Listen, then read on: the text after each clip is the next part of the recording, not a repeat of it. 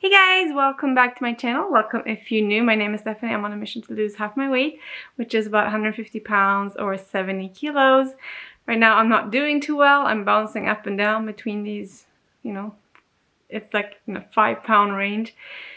So I've been talking about my tooth. So I've been kind of trying to get by with just ibuprofen and Tylenol. But Friday morning, which was the day I was supposed to go camping with my daughter's class, I had taken pills, like both of them, at 2 o'clock in the morning before I went to bed, and then I woke up 2 hours later, or 2.5 hours later, 4:30, and I was dying from pain.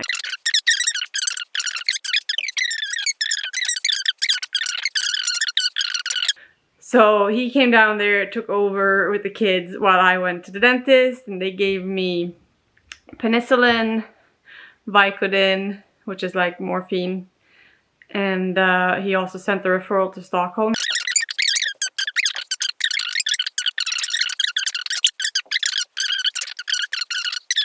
But Friday, after I got my medication, I went back to the beach with the kids and we camped out there. One of their classmates had like a big military tent that holds like 20 people or something, so that's where the kids slept. I was gonna sleep there, but I was gonna glamp, like glamping. I brought like this big queen size thick blow up mattress for myself, which didn't fit in their tent, so I made my husband bring our tent, which is an 8-person tent. So I set that up for myself, so I had this nice big castle with like a bed in it. It was great. It was just, I'm so grateful and thankful that my daughter at 11 still wants me there. Like, all her friends love me, and we had a great time. I know one of her friends, the mom had offered to come, and the daughter's like, no way, you're not coming. So that we can still have that relationship. I know this might change, but I feel like we're good, like on good track for heading through teenage years and stuff. We have a really good relationship and it's fun.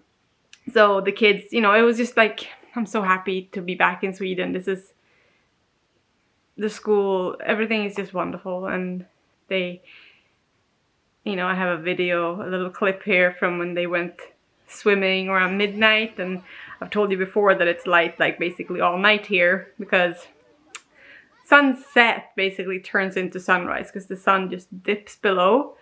So the sunset lingers for like hours and then just turns into sunrise. So it's so pretty. So they were out there swimming around midnight. We made s'mores, which most of the kids had never had. I think only one girl had tried it before, so they enjoyed that. And it was great. It was so much fun. Tomorrow I'm going with my sons on their trip. It's just a day trip somewhere. Not even sure. So hopefully I can go because So that being said, my weight loss is going not so good because my care level is like 0 right now. And you'd figure because my teeth is hurting that, oh great, she won't be eating, but that's not the case. I'm eating. I'm dealing with this stress. Also, my husband hit the ditch with our car on Monday. Was it Monday? Yeah.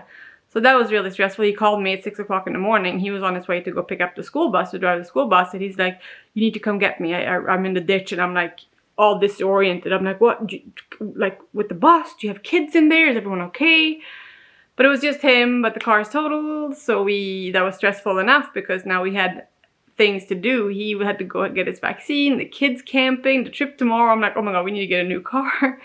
So I've just been eating bread, chocolate, candy, chips, all the good stuff. Yeah, here's my weigh-in.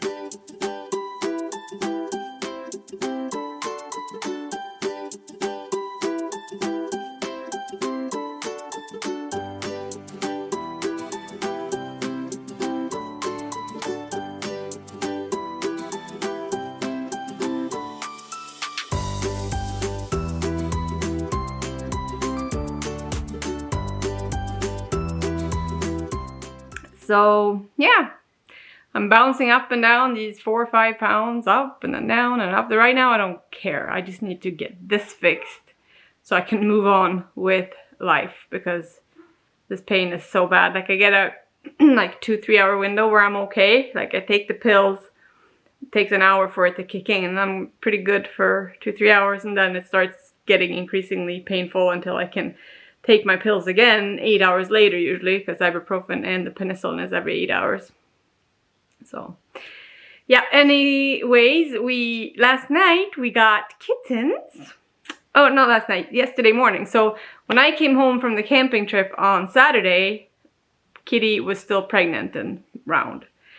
And then we didn't see her all night. And then in the morning I got kind of worried because I'm like, where is she? Did she make it out again? Because we've tried to keep her in, right? Because she's about to burst. And we couldn't see her. And then all of a sudden around like noon or so, she came down to eat and pee. And she was skinny. So I'm like, okay, she's had the kittens somewhere. Inside, thankfully. But she has definitely given birth somewhere. So we are looking through the whole house for these kittens. And they are nowhere to be found. Like, we look everywhere. We listen to see if we could hear them. They're nowhere to be found. I'm like, what is going on?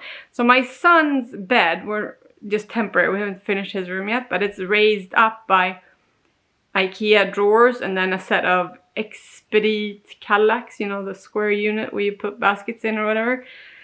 So you can crawl into his bed. He's got a little cave under there.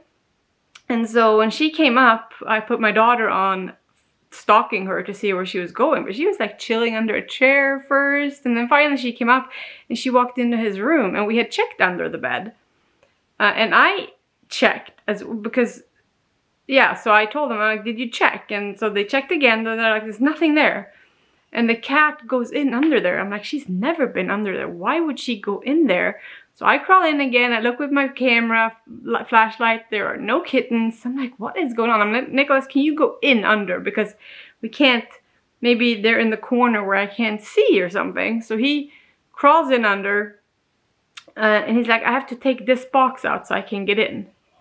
And he pulls the box out, and there were kittens in this box. So she had somehow made it in with like a 2-inch gap or something. Made it in, given birth to the kittens there.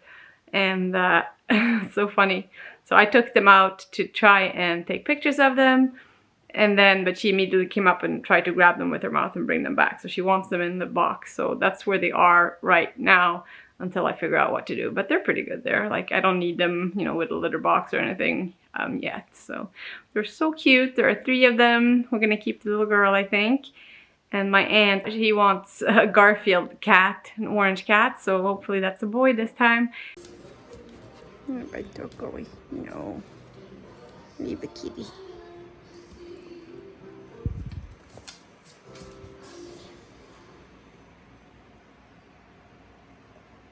And then my sister, I think, wants one. So they're all spoken for already. They're so cute. Anyways, my husband's calling. He just came home from work and I guess he wants to talk to me. So I'll go see what he has to say. Thank you guys so much for watching, and I will see you next week. Bye.